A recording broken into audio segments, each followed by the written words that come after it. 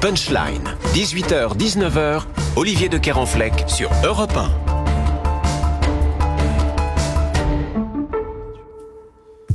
Et de retour sur le plateau de Punchline sur CNews et sur Europe 1. Bienvenue si vous nous rejoignez pour vous accompagner jusqu'à 19h autour de ce plateau. Muriel Waknin, Melki, Gabriel Cluzel, Véronique Jacquier, Louis Dragnel, François Pupponi. J'ai la difficile tâche de vous distribuer la parole de manière équitable, mais fort quand même, hein. Nous allons y arriver. Vous y arrivez bien. Très fort aussi pour me mettre dans des situations délicates, mon cher Louis.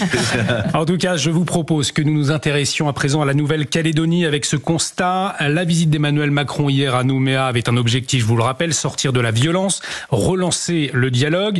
Oui, mais voilà, après 14 nuits d'émeute, une nouvelle personne est morte après un tir de défense d'un policier. Cela s'est passé ce matin. Le fonctionnaire et son collègue ont été pris à partie par une quinzaine d'individus. Alors nous le savions, le retour au calme ne tenait qu'à un fil. Régine Delfour, vous êtes sur place et le spectre d'un nouvel embrasement incontrôlable, eh bien, il plane sur l'archipel. Absolument, Olivier. Ce matin, avec Thibaut Marcheteau, nous sommes rendus sur des barrages tenus par des indépendantistes et nous leur avons demandé si, après les propos d'Emmanuel Macron, ils comptaient retirer ces barrages. Ils nous ont dit qu'il en était hors de question, même s'il fallait en passer par la violence. Un petit peu plus tard dans la matinée, nous sommes rendus à Dombéa. Dombéa se trouve dans le grand nord de Nouméa. C'est une zone très inaccessible. On peut y aller si on a des contacts avec la CCAT, puisque cette ville est encerclée par des barrages tenus par ces indépendantistes. Nous sommes retrouvés au cœur d'affrontements entre les forces de l'ordre et les indépendantistes, puisque les forces de l'ordre essayaient donc de retirer un de ces barrages. Les forces de l'ordre ont donc tiré des gaz lacrymogènes et aussi lancé des grenades de désencerclement. Les jeunes ont donc répliqué par des jets de pierre. On a aussi appris en début de soirée que plusieurs maisons étaient incendiées dans le nord de Nouméa. Alors avant de vous entendre autour de la table, je vous propose d'écouter ce témoignage d'une habitante et nous allons le voir, malgré la visite du chef de l'État, c'est un habitant, eh bien la crainte persiste, vous allez l'entendre.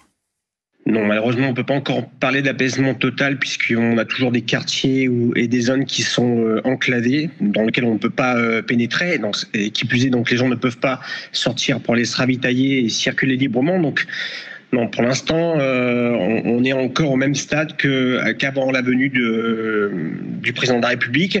Il y a eu un peu plus de vie dans Nouméa aujourd'hui, un peu plus de circulation, mais une nouvelle fois, c'était dans les quartiers qui ont été protégés. Mais une nouvelle fois, je pense moi à beaucoup de mes collègues, mes amis qui sont encore dans des quartiers pour lesquels ils n'ont pas de vivre depuis plusieurs jours, quoi. Donc non, la situation ne s'est pas apaisée depuis la venue du président.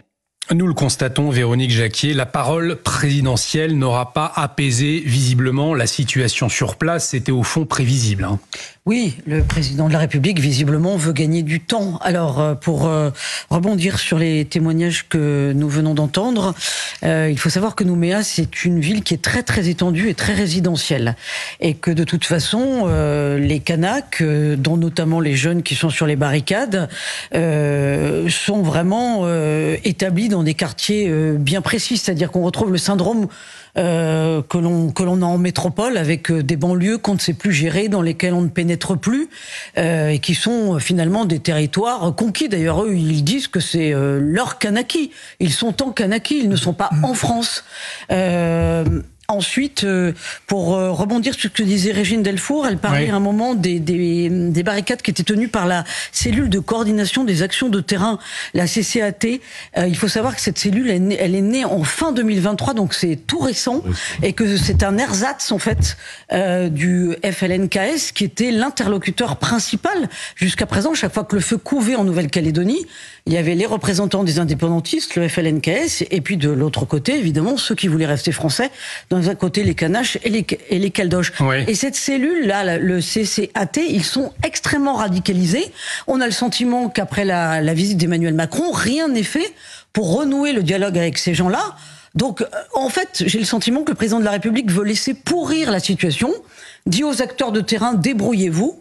Donc c'est reculer pour mieux sauter quelque part, parce que voilà, ça va rester ainsi un bout de temps, en sachant que si on ne règle pas la question identitaire avec les Kanaks, de toute façon, voilà, ça va pourrir et ça va s'enliser. Et nous le disions, la crainte donc très forte d'un embrasement, de retour de violence, comme on a pu le voir ces derniers jours, malgré effectivement le nombre de forces de l'ordre arrivant en masse sur l'archipel. Louis de Ragnel, on peut quand même le rappeler, puisque l'état d'urgence, il se termine lundi soir. C'est bien ce soir. Alors après, qu'est-ce qui va se passer ? Alors, toute la question est là. Le temps presse pour Emmanuel Macron, et ça c'est une donnée que pour le coup les indépendantistes ont bien compris.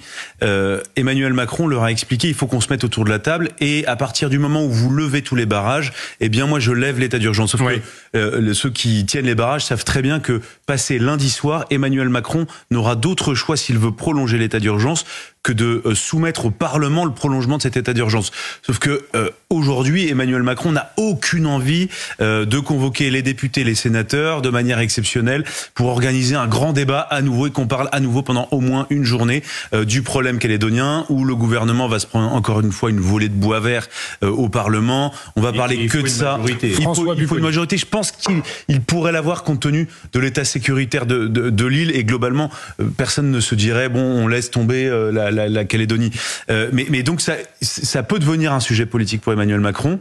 Donc lui, je pense qu'il regarde, il essaye à l'Élysée, ils essayent de négocier, de faire en sorte que les indépendantistes appellent le plus possible au calme, mais c'est pas du tout évident, puisque de toute façon, on l'a bien compris maintenant. On l'a compris, les indépendantistes ne veulent pas de cet accord global, et donc eux n'ont aucune envie de faire un cadeau à Emmanuel Macron, parce qu'ils voient bien que globalement, ce sont eux qui tiennent le manche de la négociation. Aujourd'hui, c'est absolument plus les Caldoches qui, globalement, eux, ont beaucoup à perdre. Et le chef de l'État qui a assuré à la chaîne publique de la Nouvelle-Calédonie que l'archipel ne doit pas devenir, je cite, le Far West. Écoutons-le. Il ne faut jamais laisser la violence s'installer. Elle est déjà là, c'est trop depuis 11 jours. Et donc, ce que je veux qu'on fasse, c'est d'abord, on y reviendra, un message d'ordre, de retour au calme, et des moyens régaliens qu'on met, parce qu'on ne peut pas laisser... c'est pas le Far West, et donc la République doit reprendre l'autorité sur tous les points, et apporter la sécurité à chacun. En France, c'est pas chacun qui se défend. Il y a un ordre républicain, c'est les forces de sécurité qui l'assurent. C'est pas le Far West, François Pupponi, nous dit Emmanuel Macron. Emmanuel Macron applique la même méthode qu'il a appliquée à la Corse lorsqu'il y a eu l'embrasement après l'agression et la mort d'Ivan Colonna. C'est-à-dire, l'ordre doit revenir, et ensuite, je vous laisse 6 mois, vous les Corses, pour trouver une solution. Et puis, une fois que vous aurez la solution sur l'autonomie, etc., eh bien, on ira au Parlement, et ensuite, on ira au Congrès. Voilà. Sauf que, et en Corse, et en Nouvelle-Calédonie, les indépendantistes ne participent pas d'une manière ou d'une autre à ce dialogue. Voilà. Et donc, les plus virulents, les plus actifs, les plus violents, ils sont en dehors du processus, parce que de toute façon, eux, il n'y a pas de négociation. Enfin, le CCAT était négocié. Louis de Ragnel. Oui, mais les indépendantistes ont quitté les négociations. Oui, et ça, ce sont eux qui ont décidé de partir. Oui, pardon, ils n'ont pas été exclus. Non, on est d'accord. Non, mais ils ne participent pas, s'il vous plaît. Ils ne participent pas aux négociations. Et à la fin, lorsque l'accord arrive, qui ne leur convient pas parce qu'ils n'y ont pas participé, eh bien, ils refont ce qu'ils ont l'habitude de faire, c'est-à-dire la violence pour imposer leur vue. Parce qu'il faut quand même rappeler que le 3e référendum avait été fait à la demande des indépendantistes. Oui, mais boycotté. Oui, finalement boycotté parce qu'ils ont vu qu'il y avait des sondages qui n'allaient pas dans leur sens. Mais moi, je trouve qu'aussi, tout le monde est en train d'expliquer qu'on s'est très mal comporté avec les Kanaks, qu'il faut les comprendre, qu'il faut les écouter. Voilà. Je trouve que en fait, cette espèce de discours de repentance, et évidemment qu'on n'a pas tout fait parfaitement. Enfin, je démine d'emblée, mais je trouve que ce discours de repentance est en train de contaminer tous les esprits. Alors justement, vous dites contaminer tous les esprits. Et Gabriel justement, est-ce que c'est contagieux? Est-ce que cette colère, elle va finalement, il y a un risque de contagion dans toute l'outre-mer française aussi? C'est une question qui se pose ce soir, Gabriel. Non, mais je crois qu'il y a 2 sujets de comparaison avec ce qui se passe dans le reste de la France. Le premier, et on en parle très peu, c'est une question économique, c'est la question du nickel. Parce que c'est une question qu'on n'aborde pas, mais si aujourd'hui la Nouvelle-Calédonie souffre, et notamment les Kanaks, parce que le marché du nickel a complètement été phagocyté par l'Indonésie, aidée de la Chine. Et ça, c'est un problème du mondialisme. Finalement, c'est le même problème que rencontrent les agriculteurs pour certains sujets en métropole. Et ça, c'est un vrai sujet sur lequel le gouvernement devrait se pencher. C'est pas une question seulement d'identité, mais aussi économique. La deuxième question, et vous avez infiniment raison de le dire, c'est que il y a une contagion possible dans le reste de l'outre-mer, mais j'ai envie de dire, aussi en métropole, parce que tous ceux qui ont des velléités de sécession identitaire à petite, moyenne ou haute intensité en France regardent ces scènes et se disent finalement, quand on est très déterminé, quand on met le bazar, qu'on casse, mais le bazar c'est un euphémisme, qu'on casse, qu'on pille, qu'on brûle, à la fin on obtient des négociations, le président qui se déplace et qui nous tend des perches. Et qui sort le carnet de chèques. C'est évidemment profondément inquiétant. Nous allons retrouver Mickaël Dos Santos pour le point sur l'actualité, mais peut-être Véronique Jacquier pour conclure, s'il vous plaît, sur ce dossier de la Nouvelle-Calédonie. Je pense que, je crois pas au côté tache d'huile pour 2 raisons. D'abord parce que la Réunion, la Guadeloupe, la Martinique sont des départements.